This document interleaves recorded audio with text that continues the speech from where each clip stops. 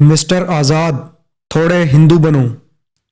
بانی پاکستان قائد اعظم محمد علی جناح رحمۃ اللہ علیہ کے ڈرائیور کا نام محمد حنیف آزاد تھا، جو در حقیقت فلم انڈسٹری میں کام کیا کرتے تھے۔ قائد اعظم کے نوکری کرنے کا ان کا واقعہ بڑا دلچسپ ہے۔ بتاتے ہیں کہ میں ممبئی فلم نگری میں 8 آنے روز پر اداکاری کرتا تھا۔ امید تھی کہ ایک دن ضرور فلم انڈسٹری کا درخشندہ ستارہ بنیں گے۔ محمد حنیف بہت باتونی تھے اور خوش گفتار بھی تھے۔ اردو مادری زبان تھی، جس سے امپیریل فلم کمپنی کے تمام ستارے ناآشنا تھے، اور اردو نے ان کی بہت مدد کی، اور وہ تمام ستاروں کے حال لکھتے اور پڑھتے تھے۔ اردو میں کوئی خط ہوتا تو آزاد کی تلاش شروع ہو جاتی۔ وہ بتاتے ہیں کہ امپیریل فلم کمپنی کے مالک سیٹھ ارد شیر ایرانی کے خاص ڈرائیور بندن سے دوستی ہو گئی، اور دوستی کا حق ادا کرتے ہوئے اس نے مجھے کسی حد تک گاڑی چلانا سکھا دی۔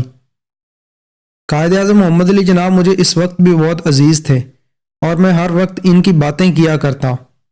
ایک دن فلمی دنیا کے سب سے بڑے ہیرو وڈی بلیومو نے ٹائمز آف انڈیا اخبار میری طرف بڑھاتے ہوئے کہ لو بھائی یہ تمہارے جناح صاحب ہیں۔ میں سمجھا قائد اعظم کی تصویر شائع ہوئی ہے۔ میں نے سارا اخبار دیکھ لیا، لیکن جب مجھے تصویر نہ ملی تو میں نے پوچھا کہاں ہے ان کی فوٹو؟ تب موریا نے کہا کہ فوٹو نہیں ہے، اشتہار چھپا ہے، انہیں ایک موٹر مکینک کی ضرورت ہے۔ میں نے اشتہار کا مضمون پڑھا اور دل میں فیصلہ کر لیا کہ مجھے گاڑی چلانا تو زیادہ نہیں آتی، بس اسی بہانے سے قائد اعظم کے قریب سے اور ان کا گھر بھی دیکھ لوں گا۔ پھر ایک دن کے بعد قائد اعظم کی رہائش گاہ پہنچا۔ باہر پختون پہرہ دار کھڑا تھا، وہاں میرے علاوہ بھی کئی اور امیدوار تھے۔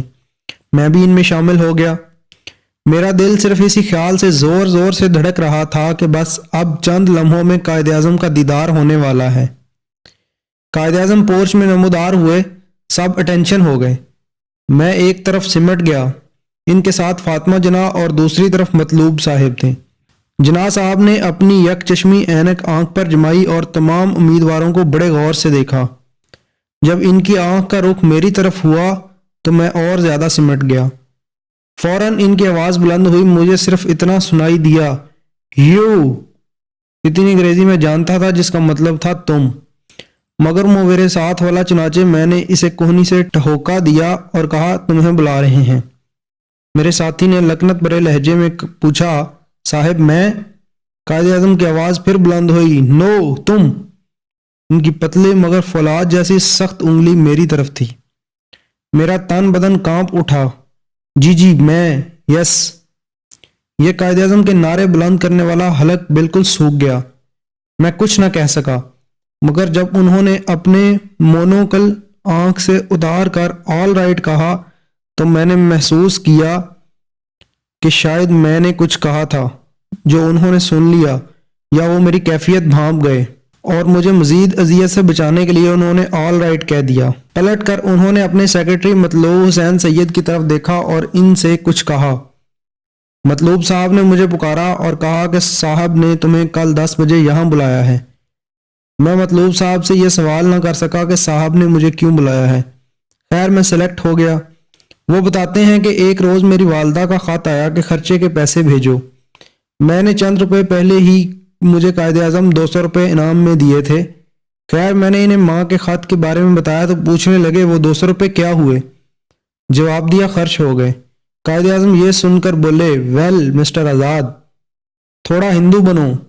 کہنے کا مطلب یہ تھا کہ ہندو اپنی عادات و خصائل کے حوالے سے بڑے کنجوس ہوتے ہیں۔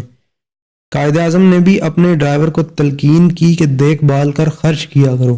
اگر آپ نے ہمارے چینل کو ابھی تک سبسکرائب نہیں کیا تو آپ سے گزارش ہے ہمارے چینل کو ابھی سبسکرائب کر لیں، اور ساتھ بیل کے بٹن کو بھی کلک کر لیں تاکہ ہماری نئی آنے والی ویڈیوز آپ تک ٹائم سے پہنچ سکیں۔